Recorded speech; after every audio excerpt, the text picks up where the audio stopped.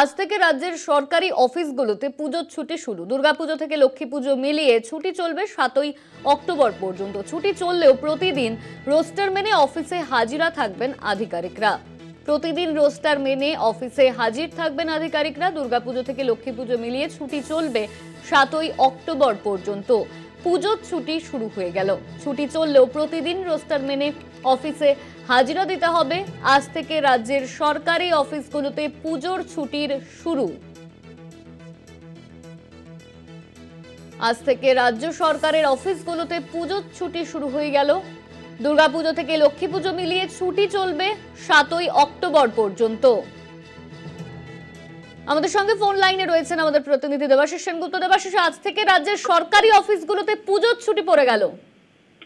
দেখো, একদমই তাই। আজ থেকে অর্থাৎ বুঝতে পারছি আজকের থেকে কিন্তু পুজোর ইতিমধ্যেই শুরু হয়ে গিয়েছে। কলকাতা সরকার রাজ্য জুড়ে পুরো পুজোর আমেজ, এবং আজ থেকে রাজ্য সরকারি অফিসগুলোতে পুজোর ছুটি শুরু হয়ে গেছে।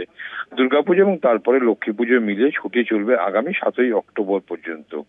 আবার নতুন করে খুলবে কিন্তু 8 তারিখে, অর্থাৎ 8ই অক্টোবরে খোলা হবে সরকারি দপ্তর। তবে ছুটি থাকলেও শনিবার এবং রোববার নির্দিষ্ট কিছু দিন ছাড়া প্রতিদিনই কয়েকজন করে সরকারি আধিকারিক তারা অফিসে আসবেন, এবং সেই অনুযায়ী ইতিমধ্যেই প্রতিটি সরকারি দপ্তরে রোস্টার তৈরি হয়েছে।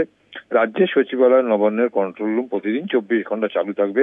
সেখানে দিনে 2টি করে শিফট চলবে। প্রতিটি শিফট চলবে একজন করে WBCS অফিসারের নেতৃত্বে বলে এমনটাই নবান্ন সূত্রে জানা যাচ্ছে। এছাড়াও রাজ্যের মুখ্য সচিব তিনি যেমন মনিটরিং করবেন, মুখ্যমন্ত্রী প্রত্যেক বছর যেরকম করে তিনি কিন্তু সারা রাত ধরে যখন এই ভিড় হয়, প্যান্ডেলে যখন উপচে পড়ে মানুষ, প্রতিটা মুহূর্তে তিনি কিন্তু তার কন্ট্রোল রুমে তার বাড়িতে বসে তিনি কিন্তু মনিটরিং করে, এবং সেখানে প্রয়োজনীয় নির্দেশ দেয় প্রশাসন থেকে শুরু করে যারা আছে তাদেরকে কি করে সেই ভিড় সামাল দেবে, কিভাবে কি করতে হবে, সমস্ত রাত জেগে কিন্তু মানুষকে পাহারা দেয় বলা যেতেই পারে।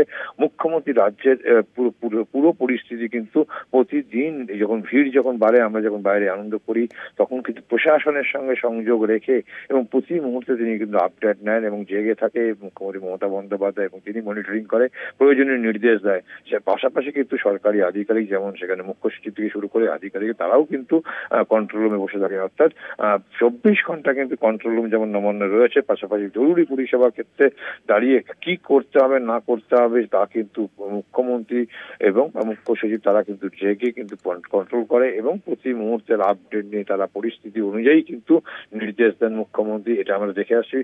মুখ্যমন্ত্রী 2011 সালে ক্ষমতায় আসার পর থেকেই কিন্তু তিনি এটা করছে। একদিকে যেমন বাংলার দুর্গা উৎসবকে যেমন ইউনেস্কো যেমন সেরা শিরোপা দিয়েছে, স্বীকৃতি দিয়েছে, ঠিক সেই জায়গায় দাঁড়িয়ে থেকে মুখ্যমন্ত্রী মানুষের কথা, যাতে মানুষের কোনো অসুবিধা না হয় সে কথা মাথায় রেখেই কিন্তু তিনি মনিটরিং করে, তার দপ্তরের আধিকারিকরা মনিটরিং করে। পাশাপাশি কন্ট্রোল রুমে 24 নাম্বার আছে, সেই কন্ট্রোল রুমে কিন্তু 24 ঘন্টা চালু রাখছে যাতে কোনো মানুষের কোনো অসুবিধা না হয়। মুখ্যমন্ত্রীর একমাত্র একটাই উদ্দেশ্য মানুষ আনন্দ করুক, এবং সেই জায়গায় দাঁড়িয়ে থেকে কারোর যাতে কোনো অসুবিধা না হয় সেদিকটাও কিন্তু খেয়াল রাখার জন্য তিনি কিন্তু বারবার নির্দেশ দিয়েছেন। এবারও ঠিক একই কাজ তিনি করেছেন, এবং ছুটি থাকলেও কিন্তু মানুষ যাতে নিশ্চিন্তে ঘুরতে পারেন, দেখতে পারেন, ঠাকুর দুর্গাপুজো আনন্দ করতে পারেন তার ব্যবস্থা কিন্তু মুখ্যমন্ত্রী করেছেন।